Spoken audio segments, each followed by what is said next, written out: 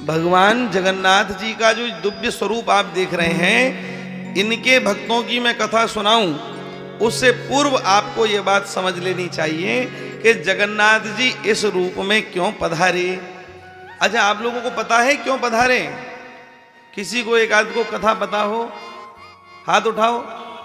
दीदी को पता है, चलो वैष्णव चरणों में, संत चरणों में रहती हैं इसलिए पता। और किसी को? चलो अब हम आपको बताते हैं, सब ध्यान से सुनना।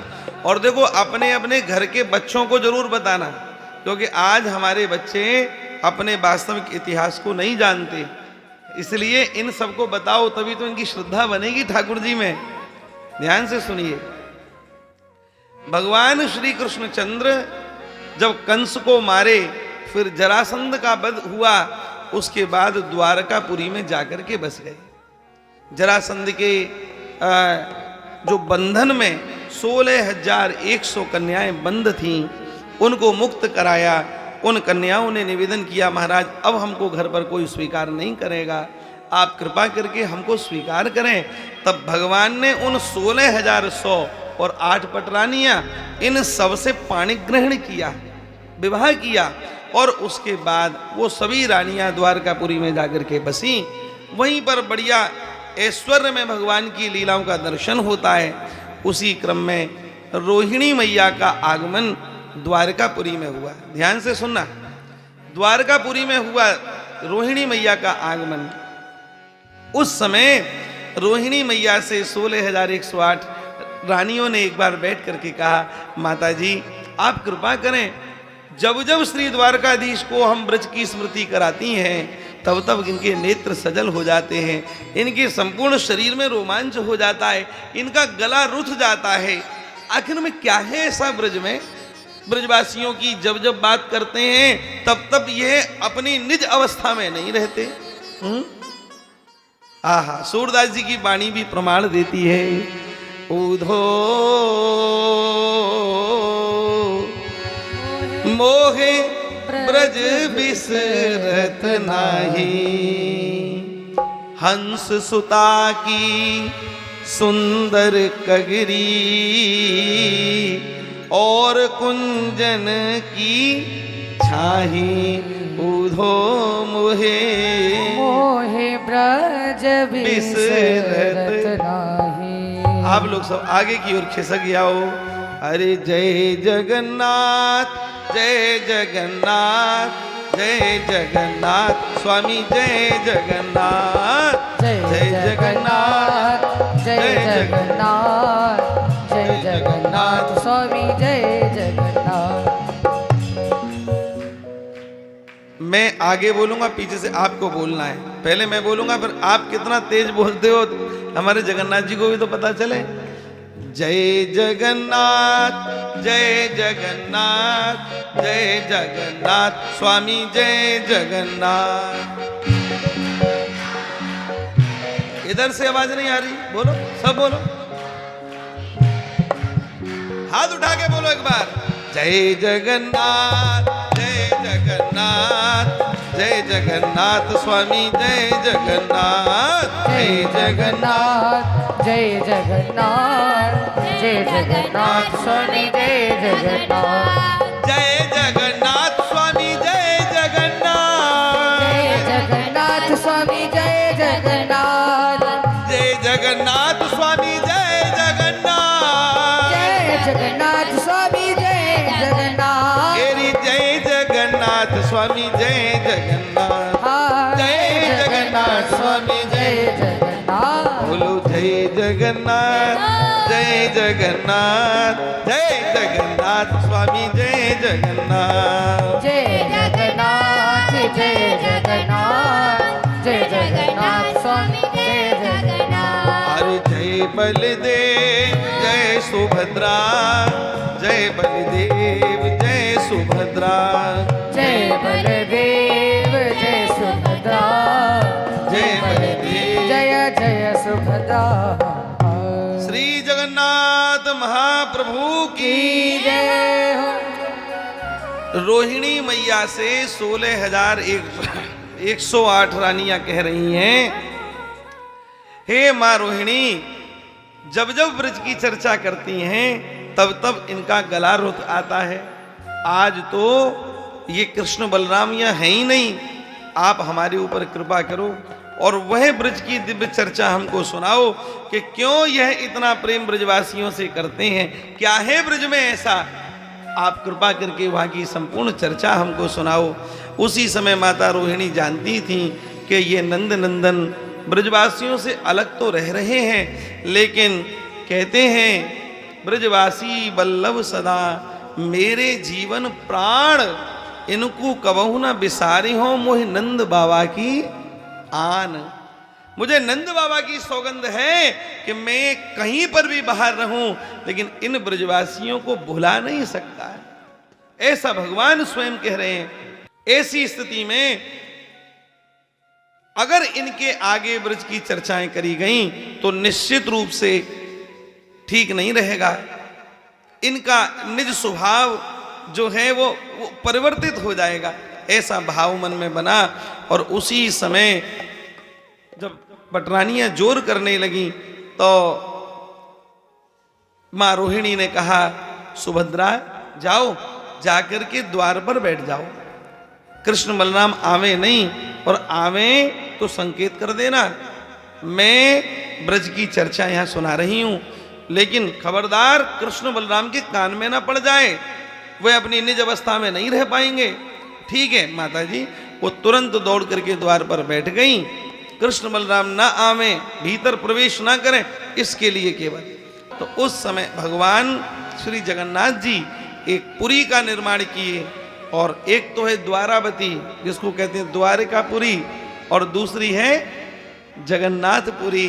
वहां पर श्री ठाकुर जी विराजते हैं। और कैसा महाराज अद्भुत आनंद है, समुद्र के किनारे भीलों के बीच में, माने ऐसे लोग जो मछली इत्यादि का भी वह सेवन कर लेते हैं, उनके जिनके पास में बहुत अधिक धन की व्यवस्था नहीं, बहुत अधिक व्यवस्थाएं नहीं, पर उनके संग में भगवान बड़े प्रेम से रहते हैं। आपको पता है भैया जगन्नाथपुरी में विधि निषेध नहीं है कोई भी, तुम प्रसाद पा रहे हो तो तुम्हारा ही लेकर के मैं पा सकता हूं, हाँ मेरा लेकर के कोई और पा सकता है, तुम्हारा कुल्लड़ जूठा मैं प्रयोग कर सकता हूं, वहां विधि निषेध नहीं है। जगन्नाथ जी के मंदिर में श्री रामानुज भगवान विधि निषेध बनाने के लिए वहां पहुंचे, क्योंकि दक्षिण के ब्राह्मण तो महाराज विधि निषेध में और नियम में बहुत ऊपर है। वो तो इधर क्षेत्र के ब्राह्मणों को कहते हैं कि ये तो शूद्रवत व्यवहार करते हैं, हाँ यहाँ के ब्राह्मणों को वो ब्राह्मण मानते भी नहीं है। दक्षिण के लोग इतने ऊंचे वो नियम निष्ठा वाले ब्राह्मण हैं, तो उन्होंने आकर के जगन्नाथ जी के मंदिर में पूरे पे कब्जा कर लिया, हजारों शिष्यों को वहां नियुक्त कर लिया। बोले जगन्नाथ जी की ऐसे सेवा नहीं होती, विधि शास्त्र विधि से वेद विधि से इनकी सेवा होगी, भगवान है। अब महाराज जी आकर के तो विराजे और विराज करके करने लगे। भगवान जगन्नाथ जी के सब पंडों को हटा दिया और सबने अधिकार कर लिया।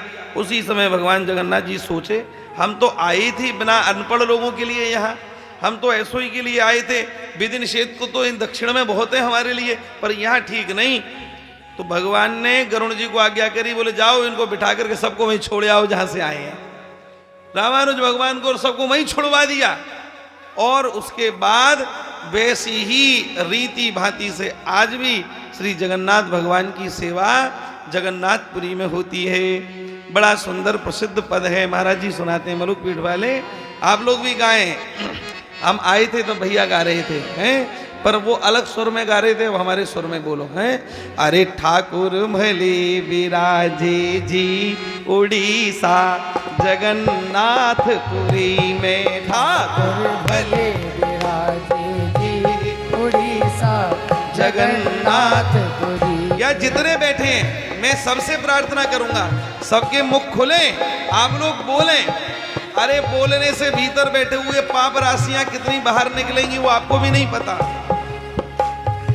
एक बार एक संत कह रहे थे कथा में, कह रहे थे महाराज कथा में बोलोगे ताली बजाओगे तो जैसे पेड़ पर पक्षी बैठे होते हैं और नीचे जाकर के कोई ताली बजा दे और जोर से बोल दे, सारे पक्षी उड़ करके भाग जाते हैं। तो ऐसे शरीर रूपी वृक्ष पर बहुत सारे पाप रूपी पक्षी बैठे हैं, कीर्तन करोगे सब उड़ जाएंगे। किसी ने पूछा महाराज उड़ करके जाएंगे कहाँ? बोले जो नहीं बोल रहा होगा उसी की खोपड़ी पे।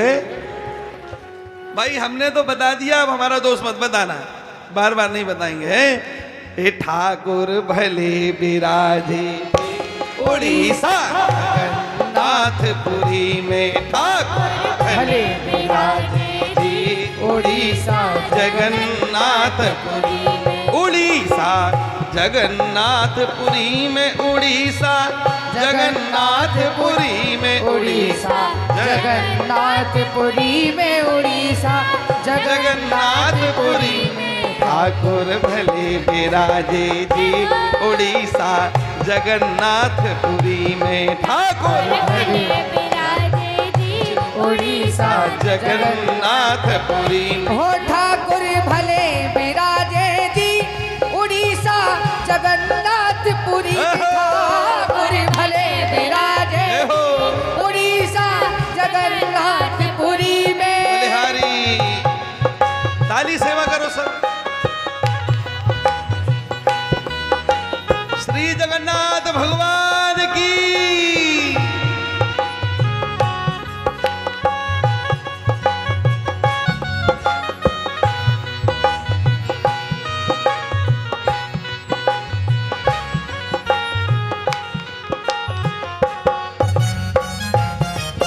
जय हो।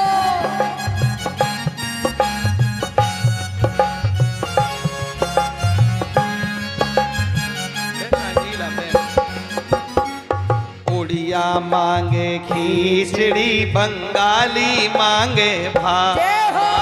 उड़िया मांगे खिचड़ी, बंगाली मांगे भात। बोलो भैया, उड़िया इतने बैठे होने हाथ उठा के बोला करो। बंगाली मांगे भात। ए उड़िया मांगे खिचड़ी, बंगाली मांगे भात। उड़िया मांगे खिचड़ी, बंगाली मांगे भात। फिर हम सब मांगे दर्शन तेरा और महाप्रसाद। हम सब मांगे दर्शन तेरा और महाप्रसाद। देखो कैसे पर्दे में छिपे हुए हैं, पर्दे में छिप रहे हैं। अभी नहीं थोड़ा सा और। ए ठाकुर भले विराजे जी उड़ीसा जगन्नाथपुरी। हो ठाकुर भले विराजे जी उड़ीसा जगन्नाथपुरी में, ठाकुर भले विराजे जी उड़ीसा जगन्नाथपुरी में।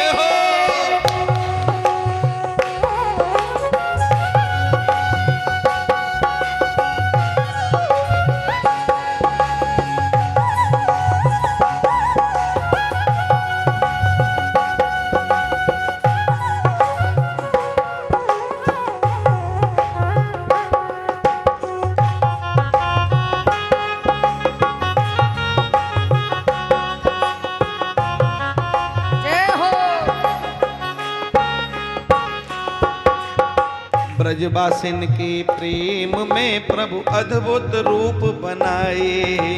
ब्रजवासिन के प्रेम में प्रभु अद्भुत रूप बनाए।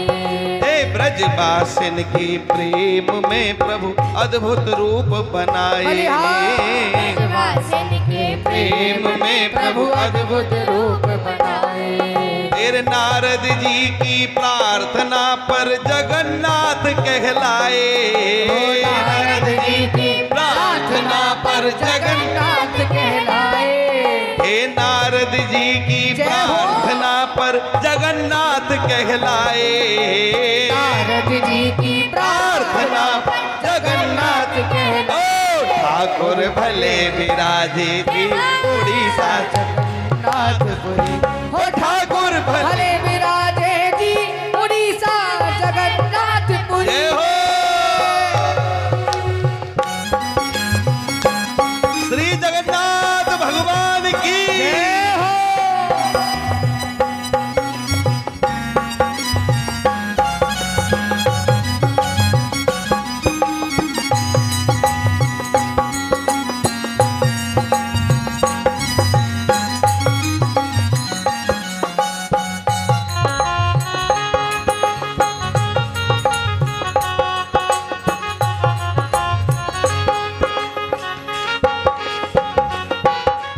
सिंह पौर पे गरुण बिराजे महाप्रभु जी साथ। सिंह पौर पे करुण विराजे महाप्रभु जी साथ। श्रीमन महाप्रभु चैतन्य देव जू की, जय हो, श्री गरुड़ भगवान की। जय हो। सिंह पौर पे करुण बिराजे महाप्रभु जी साथ। सिंह पौर पर करुण विराजे महाप्रभु जी के साथ। सिंहपौर जगन्नाथपुरी का यदि आप दर्शन करने के लिए कभी जाएं तो वहां देखना द्वार पर ही एक खम्भ विराजमान है और उस पर श्री गरुड़ जी महाराज बैठे हैं। किस लिए?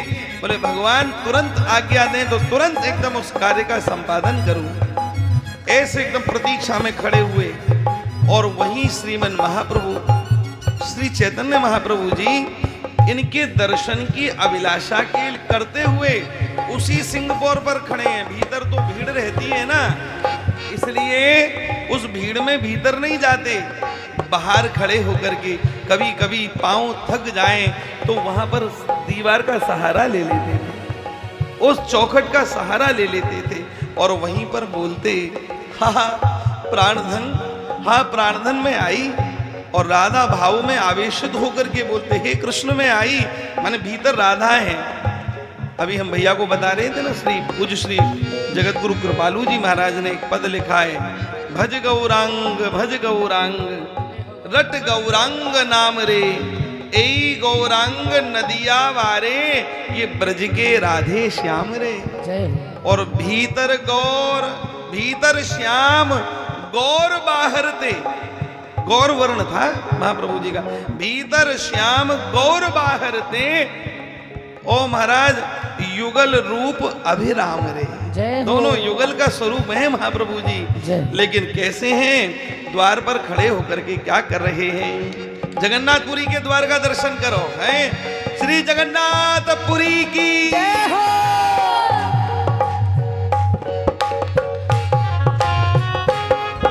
शाबाश, वाह।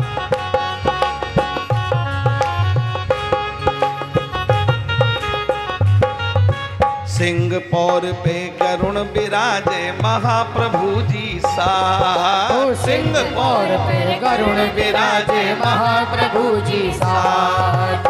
सिंह पौर पे करुण बिराजे महाप्रभु जी साथ। सिंह पेड़ पे करुण विराजे महाप्रभु जी साथ। नैनन सो जलधार बहावे तब दर्शन के काज। नैनन सो जलधार बहावे सब दर्शन के आस। आप आश्चर्य करेंगे, इतने अश्रुपात होते थे, इतने नेत्रों से जल गिरता था। चैतन्य चरित्र को आप पढ़ करके देखें, पूरी पूरी रात आपकी रोते रोते निकल जाएगी। फपक करके आप लोग हिलकियां बांध करके रोगे, ऐसा चरित्र है। चैतन्य चरित्र में लिखा है कि इतने अश्रु निकलते थे कि नीचे गड्ढा बन जाता था और उसमें जल होता था, और वो जल कोई अन्य जगह से लाया हुआ जल नहीं, महाप्रभु जी के नेत्रों से निकला हुआ जल जो कपोलों के मार्ग से हृदय पर होता हुआ नीचे की ओर गिरता था। सारे वस्त्र भीग जाते थे। ऐसी अवस्था, ऐसी स्थिति होती थी, कोई सामान्य बात नहीं। जगन्नाथ जी को कोई प्रेम करना सीखे तो श्रीमन महाप्रभु चैतन्य देव का दर्शन करो, चरित्र का दर्शन करो, वहां से पता चलेगा कि जगन्नाथ जी से प्रेम कैसे किया जाता है। सिंह पौर पर करुण बिराजे महाप्रभु जी साथ। सिंह पौर पे करुण विराजे महाप्रभु जी साथ। नैनन सो जलधार बहावे तब दर्शन के काज। नैनन सो जलधार बहावे सब दर्शन के आस। ठाकुर ए ठाकुर, जय हो। ठाकुर भले बिराजे जी उड़ीसा जगन्नाथपुरी में। ओ ठाकुर भले विराजे जी उड़ीसा जगन्नाथपुरी में। ठाकुर भले विराजे जी उड़ीसा जगन्नाथपुरी में। ठाकुर भले बिराजे जी उड़ीसा जगन्नाथपुरी में। ठाकुर भले विराजे जी उड़ीसा जगन्नाथपुरी में। अरे जय जगन्नाथ, जय जगन्नाथ, जय जगन्नाथ स्वामी, जय जगन्नाथ। हो जय जगन्नाथ जय जगन्नाथ जय जगन्नाथ स्वामी जय जगन्नाथ। हम तो सत्य कह रहे हैं, हम व्यासपीठ पर बैठे हैं तो हमारा मन कर रहा है खड़े होकर के नहीं नाचें। हाँ, आप में से जिसको उमंग आ रही हो उन्हें खड़े हो जाओ 2 मिनट के लिए और आनंद ले। जय जगन्नाथ जय जगन्नाथ जय जगन्नाथ स्वामी जय जगन्नाथ। जय जगन्नाथ जय जगन्नाथ जय जगन्नाथ स्वामी जय जगन्नाथ। बोलो जय जगन्नाथ स्वामी जय जगन्नाथ। जय जगन्नाथ स्वामी जय जगन्नाथ। जय जगन्नाथ स्वामी जय जगन्नाथ। जय जगन्नाथ स्वामी जय जगन्नाथ। जय जगन्नाथ स्वामी जय जगन्नाथ। जगन्नाथ स्वामी जय जगन्नाथ। जय जगन्नाथ स्वामी जय जगन्नाथ। जय जगन्नाथ स्वामी जय जगन्नाथ। जय जगन्नाथ स्वामी जय जगन्नाथ। जय जगन्नाथ स्वामी जय जगन्नाथ। जय जगन्नाथ स्वामी जय जगन्नाथ। जगन्नाथ स्वामी जय जगन्नाथ। जय जगन्नाथ स्वामी जय जगन्नाथ। जगन्नाथ स्वामी जय जगन्नाथ। अरे जय जगन्नाथ स्वामी जय जगन्नाथ। जय जगन्नाथ स्वामी जय जगन्नाथ। जय जगन्नाथ स्वामी जय जगन्नाथ। जय जगन्नाथ स्वामी जय जगन्नाथ। ओ जय जगन्नाथ जय जगन्नाथ जय जगन्नाथ स्वामी जय जगन्नाथ। जय जगन्नाथ जय जगन्नाथ। जय जगन्नाथ स्वामी जय जगन्नाथ। जय बलदेव जय सुभद्रा। जय बलदेव जय सुभद्रा। जय बलदेव जय सुभद्रा। जय बलदेव जय सुभद्रा। जय जगन्नाथ जय जगन्नाथ। जय जगन्नाथ जय जगन्नाथ। जय जगन्नाथ जय जगन्नाथ। जय जगन्नाथ जय जगन्नाथ। जय जगन्नाथ जय जगन्नाथ। जय जगन्नाथ। जय बलदेव जय सुभद्रा। जय बलदेव जय सुभद्रा। जय बलदेव जय सुभद्रा। जय बलदेव जय सुभद्रा। सभी हाथ उठा के बोलो जय जगन्नाथ जय जगन्नाथ जय जगन्नाथ स्वामी जय जगन्नाथ। जय जगन्नाथ जय जगन्नाथ जय जगन्नाथ स्वामी जय जगन्नाथ। जय जगन्नाथ जय जगन्नाथ जय जगन्नाथ स्वामी जय जगन्नाथ। जय जगन्नाथ जय जगन्नाथ जय जगन्नाथ स्वामी जय जगन्नाथ। श्री जगन्नाथ स्वामी की जय हो। नीलांचल धाम की जय हो। अद्भुत आनंद। श्री जगन्नाथ जी की अद्भुत लीलाएं भैया, बहुत अद्भुत लीलाएं हैं। आप लोगों ने सुना होगा कि जगन्नाथपुरी में वो ठाकुर जी का रथ निकलता है। पता है क्यों निकलता है? रथ इसलिए निकलता है कि ठाकुर जी पहले तो होते हैं बीमार, फिर शहद में मिलाकर के दवाई काढ़ा इनको पिलाया जाता है और फिर थोड़े से जैसे हम लोगों को बुखार चढ़ जाता है तो 4-5 दिन घर में पड़ जाए, फिर बार बार मन भागता कि नहीं अब बाहर निकल, थोड़ा सा 5 दिन हो गए खाट में पड़े पड़े, बाहर निकल बाहर निकल। तो जगन्नाथ जी अपनी मौसी गुंडीचा के यहाँ पर मिलने के लिए जाते हैं। और कैसे जाते हैं? रथ पर बैठकर। और सुनो जी, आप आश्चर्य करोगे, भगवान बीमार होते, ले भगवान बीमार, किसी बीमारी की हिम्मत है जो भगवान को स्पर्श कर ले? लेकिन भगवान जी भी बीमार होते हैं। हाँ, ये कोई कपोल कल्पित कथाएं नहीं। आप बाबा माधवदास जी का चरित्र पढ़िए, श्री भक्तमाल में आवेगा। बाबा माधवदास जी श्री जगन्नाथ जी के बड़े अनन्य प्रेमी हैं। जगन्नाथ जी की सेवा करते, इनको कीर्तन सुनाते, वो मंदिर में ही रहते थे। कभी कभी तो एक ऐसी प्रसिद्ध कथा आती है भैया कि एक बार रात्रि में कीर्तन कर रहे थे, एकादशी की रात्रि में करते करते ठंड बहुत बढ़ गई और पता ही नहीं चला तो ठिठुरने लगे, दांत किटकिटाने लगे। जगन्नाथ जी ने भीतर से देखा, अरे मेरा परम भक्त और ये ठिठुर रहा है और मैं ऐसे ही देखता रहूं, ये ठीक नहीं। जगन्नाथ जी को जो पुजारियों ने रजाई ओढ़ाई थी ना, भगवान जगन्नाथ बाहर निकल के आए और अपनी रजाई उन बाबा माधव दास जी को ओढ़ा दी। देखो इतनी सुंदर बात बताई, ताली नहीं बजा सकते? हाँ चलो, आपके नेत्रों से अश्रुपात नहीं हो रहा तो कम से कम करतल ध्वनि तो कर ही दो। अपनी रजाई ओढ़ाई। एक बार तो आश्चर्य हो गया भैया, वही बाबा माधव दास जी, उनको अतिसार का बेग हो गया, दस्त लग गए और इतने अधिक दस्त लगे कि बेचारे वो कहाँ जाएं। 2-4 बार तो गए शौच के लिए, लेकिन भगवान से ऐसी प्रीति कि वो मंदिर में ही ऐसी अवस्था हो गई कि वो उठ करके चल ही नहीं पाए, पर और वहीं पर दस्त हो गया। अब क्या करें? तो ऐसी अवस्था में कौन शुद्धि करें?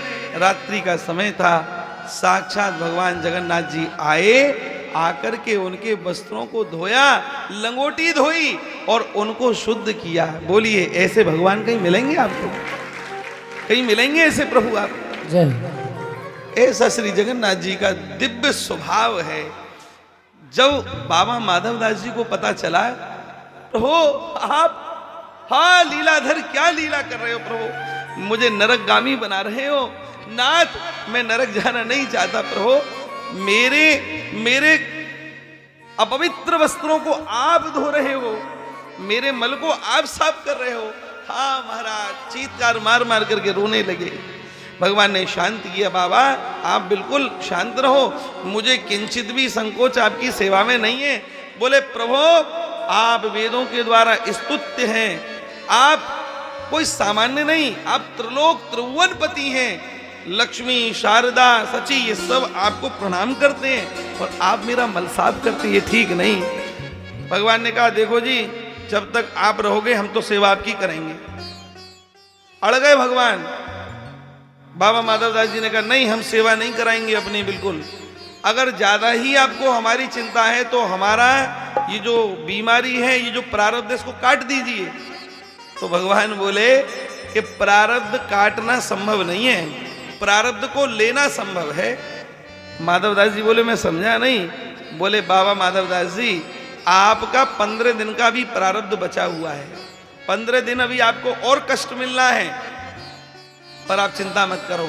आप मुझसे स्पर्श नहीं कराना चाहते हो तो मैं आपके शौच को नहीं धोऊंगा, मल को नहीं धोऊंगा, लेकिन आपका जो 15 दिन का बचा हुआ प्रारब्ध है उसको स्वयं स्वीकार करता हूं।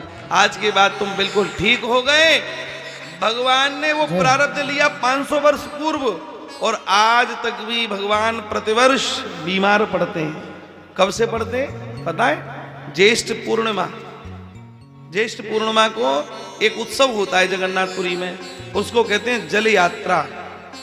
ज्येष्ठ पूर्णिमा ठाकुर जी को भैया जी 108 कलशों के जल से स्नान कराया जाता है। क्यों? जेठ में बहुत अधिक गर्मी पड़ती है, तो गर्मी में भगवान को शीतलता मिले इसलिए उनको 108 कलशों से स्नान, और 108 कलशों से जैसे स्नान कराया जाता है तो भगवान विधि के द्वारा तुरंत छी एक छींक मारते हैं। उसी समय से पंडा पुजारियों को स्मरण हुआ था कि अरे ठाकुर जी ने ज्यादा स्नान कर लियो तो अब इनको ठंड लग गई, और ठंड में भगवान कंपित होने लगते हैं, कांपने लगते हैं। कंपित में तुरंत रजाई लाई जाती है, रजाई उड़ाई। ओ महाराज, उसी समय से भगवान के कपाट 15 दिन के लिए बंद हो जाते हैं। आज भी नियम है जगन्नाथपुरी में, 15 दिन के लिए कपाट बंद। और फिर क्या होता है? ठाकुर जी को 56 भोग नहीं मिलते। क्या मिलता? ले महाराज कढ़ैया भर करके काढ़ा पियो। हाँ, शहद में मिला मिला करके औषधियां दी जाती हैं, ले महाराज इसको पाओ। और नहीं तो जगन्नाथपुरी का तो क्या बढ़िया, वहां की रसोई इतनी बड़ी है, मिट्टी के पात्रों में चकाचक भोजन बनते हैं। कभी रात में भी जगन्नाथ जी का मन आ जावे तो तुरंत कह देते हैं लाओ जी पवाओ, तो रात में अंगीठी शुरू और कढ़ैया चढ़ना शुरू, वो जो पात्र होते हैं वो शुरू, और वहीं भोग बनता है ठाकुर जी को जगन्नाथपुरी में। ऐसे ठाकुर जी बड़े प्रेमी हैं भक्तों के, जगन्नाथ जी तो इतने प्रेमी हैं, कर्मा बाई जी की खिचड़ी आप सबको ही पता है। हाँ, अरे थाली भर के लाई खींचड़ो और ऊपर घी की बाटली, जी मोह म्हारा श्याम धनी जिमावे बेटी। सबको पता है। एक लाइन गा लो, थोड़ा सा ताली बजाना जरूर। थाली भर के लाई खींच लो ऊपर घी की बाटली। थाली भर के लाई खिचड़ी ऊपर घी की बाल्टी। जी मोह म्हारा श्याम धनी जिमावे बेटी जाट की। जी में मारो श्याम धड़ी जिमावे बेटी जाट की। आहा कैसे जिमा रही है। बाप हमारो काम गयो है ना जाने कद आवे गो। बाप हमारो काम करो है ना जाने कब आवे गो। ताके भरोसे बैठो रहो तो भूखो ही रह जावे गो। ताके भरोसे बैठो रहो तो भूखो ही रह जावे गो। कर्माबाई जी बिना रीत भांति भोग खिचड़ी का लगाती थी। सुबह ही उठती, ना कोई स्नान, ना कोई शौच, ना कोई कुल्ला दातुन, रसोई घर में घुसी और तुरंत अंगीठी जलाई और रांधना शुरू। जगन्नाथ जी द्वार पर खड़े होकर के कहते कर्मा जल्दी कर्मा कर माँ जल्दी। माँ का नाम कर्मा नहीं था पर भगवान पुकारते थे कर माँ, कर जल्दी कर माँ। तो नाम पड़ गया कर्मा। बोलो कर्मा बाई की जय हो। कर्मा नाम पड़ गया। भक्तमाल जी में लिखा है होती एक बाई ताको कर्मा सुनाम जान और बिना रीत भांति भोग खिचड़ी लगा वही। कोई रीत भांति नहीं। जगन्नाथ देव जो प्रसन्न होकर के प्रातः काल आ जाते। एक दिन ऐसी प्रतिदिन आते थे भगवान जगन्नाथ जी खिचड़ी पाने के लिए। ध्यान से सुनना मेरी बात। आज जगन्नाथ जी पर ही चर्चा करेंगे सब। खिचड़ी पाने के लिए आते। अब एक दिन एक संत भगवान ने देखा हो खिचड़ी खाने के लिए और भगवान आ रहे हैं और ये मैया ना अभी उठ करके ना सोच गई, ना नहाई धोई, कुछ नहीं किया। अरे राम राम अरे राम। संतों की आदत होती है। बोले जैसे ठाकुर जी तो चले गए, उन्होंने समझाना शुरू किया देखो भगवान को भोग ऐसे नहीं लगता। पहले क्या करो, उठ करके कुल्ला दातून, फिर उसके बाद शौच, फिर स्नान, फिर उसके बाद में रसोई में मांज धो सब काम करो, तब उसके बाद शुद्धता से रसोई बनाओ और फिर भगवान को तुलसी दल डाल करके भोग लगाओ। सीधी सादी कर्मा भाई। ठीक है महाराज। कल से मैया ने ऐसा ही काम किया। अब जैसे ही ठाकुर जी का जो समय बाल भोग का था, ठाकुर जी आए और द्वार पर खड़े हुए कर्मा कहाँ है माँ? तो मैया बोली अभी रुको स्नान कर रही हूं। इनको बड़ा अटपटा सा लगा। बताओ हम तो 56 भोग छोड़ के मंदिर के यहाँ आते हैं और ये मैया स्नान कर रही है। चलो कोई बात नहीं। ठाकुर जी बोले थोड़े घूम फिरे आवे फिर आकर के पाएंगे। तो घूम फिरने के लिए चले गए। जैसे ही घूम फिर करके आए तो फिर कहा माँ कर माँ। तो फिर कहा ठाकुर जी थोड़ी देर रुको ना, मैं बस स्नान कर लिया, वस्त्र पहन लिए, रसोई बना रही हूँ, थोड़ा समय और लगेगा। अब रसोई बनी। ठाकुर जी फिर तीसरी बार घूम करके आए। अब क्या करें, पट खुलने का समय हो गया। मंदिर में पहुंचना है और इधर खिचड़ी खाऊं या मंदिर जाऊं, तो असमंजस में पड़ गए। मैया ने खिचड़ी तो परोस दी, लपेट लपाट करके जल्दी जल्दी खा करके गए। ना हाथ धोए ना मुंह धोया और जाकर के मंदिर में विराजमान हो गए। मंदिर में जैसे ही विराजमान हुए और पंडा पुजारियों ने जब दर्शन खोले तो क्या देखा कि आज श्री जगन्नाथ जी के हाथ सने हुए हैं खिचड़ी में, मुख खिचड़ी में सना हुआ है। पूछने लगे नाथ ये क्या लीला करके आए हैं आप? ये खिचड़ी का मुख, ये हाथ आपके ऐसे हो रहे, ये क्या लीला हुई? तो इन्होंने कहा मुझे कर्मा बाई की खिचड़ी बड़ी प्रिय है। आज मैं प्रतिदिन कर्मा के यहाँ बाल भोग करने जाता हूँ, पर क्या करूँ, एक महात्मा जी ऐसे पहुँच गए कि उन्होंने जाकर के मेरा स्वाद ही खराब कर दिया। मेरा बाल भोग आज ऐसे ही हुआ है। भगवान 56 भोग नहीं जीम रहे, बाल भोग में खिचड़ी पा रहे हैं। विचार करो, ये है भक्तों के भाव। और एक बात बताऊं आप लोगों को, ये कथा में इसलिए सुना रहा हूं आपको कि आप माताएं जितनी भी हैं भारतवर्ष की, वो इसी भाव राज्य की हैं। आप लोग चाहो तो ठाकुर जी को अपने भाव से प्रसन्न कर सकती हो। पुरुषों का तो चित्त ज्ञान प्रधान है, तर्क कुतर्क की बुद्धि है। ये लोग तो पहले तोलेंगे, नापेंगे, कसौटी पर कसेंगे। कसौटी पर कसेंगे दिमाग की, तब जाकर के स्वीकार करेंगे। लेकिन माताओं को तो महाराज तुरंत इस भाव राज्य में तुरंत प्रवेश है। बस मैया ने कहा कि अब क्या करूं। अब ठाकुर जी पहुंचे किनके पास? संत भगवान के पास। और कहा महाराज मेरे बाल भोग का स्वाद खराब मत करो, जाओ जा करके उस मैया से कह करके आओ, जैसे तू पहले बनाती थी वैसे ही बना। जैसे रामानुज भगवान को भेज दिया ना गरुड़ पे बिठा के जाओ, बोले यहाँ पर खबरदार अपनी वो नियम सिद्धांत यहाँ नहीं चलेंगे, वैसे ही भगवान ने संत भगवान से कहा, बोले कोई नियम सिद्धांत नहीं चलेंगे, जैसे मैया खिचड़ी पवाती है वैसे ही पवावेगी।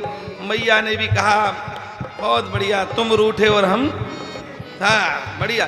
संत भगवान को विदा किया और फिर महाराज वही भाव से मैया खिचड़ी बनाने लगी। लेकिन खिचड़ी कैसे पवाई? पहली बार जब खिचड़ी पवाई तो बाबा ने कही, पिताजी ने, लाली बिना ठाकुर जी को भोग लगाए प्रसाद मत पाना। बोले ठीक है पिताजी। अब पहली बार जब खिचड़ी बनाई कर्माबाई जी ने तो ठाकुर जी को भोग लगाया, पर्दा लगाया। पिताजी ने ऐसे ही कहा था घंटी बजाना, पर्दा लगाना, और जैसे ही खोल करके पर्दा देखा तो खिचड़ी ज्यों की त्यों रखी है। इन्होंने कहा लगता है घी कम पड़ा है, तो भीतर गई रसोई में, घी की कटोरी लाई और ला करके खूब सारा घी डाल दिया और घी डाला, फिर पर्दा लगाया, बोले अब पा लिया होगा। 10 मिनट बाद फिर पर्दा खोला तो ज्यों की त्यों खिचड़ी। ऐसा भी ग्रंथों में आता है। वो इतनी सीधी थी मैया कि अपना जो लहंगा पहना है ना, वो लहंगे का ही पर्दा कर देती थी, अपने लहंगे से ही पर्दा करती थी। प्रभु पाओ पाओ, अब तो पाए नहीं। अब तो फिर उसने कहा, रे देखो हमारा बाप हमसे कह गया है कि खिचड़ी पवानी है, तो हम खिचड़ी पवाने, आज खिचड़ी पाए लो, बस कल से आपको बढ़िया सी रावड़ी बना करके पवाऊंगी। बाप हमारो गाम गयो है, ना जाने कद आवे गो। बाप हमारो गाम गयो है, ना जाने कद आवे गो। ताके भरोसे बैठे रहो तो भूखो ही रह जावे गो। ताके भरोसे बैठो रहो तो भूखो ही रह जावे गो। आज जिमाऊं तने खींचड़ो, आज जिमाऊं तने खींचड़ो, आज जिमाऊं तने खींचड़ो, आज जिमाऊं तने खींचड़ो।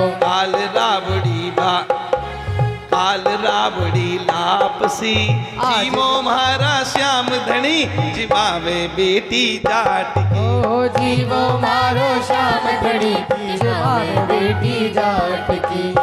ऐसे माँ कर्मा ने श्री ठाकुर जी को भोग लगाया। लेकिन आप आश्चर्य करेंगे, जिस समय माँ कर्मा का शरीर शांत हुआ, भैया अद्भुत आश्चर्य, माँ कर्मा का जब शरीर शांत हुआ, अब कौन इनको खिचड़ी का भोग पवावे?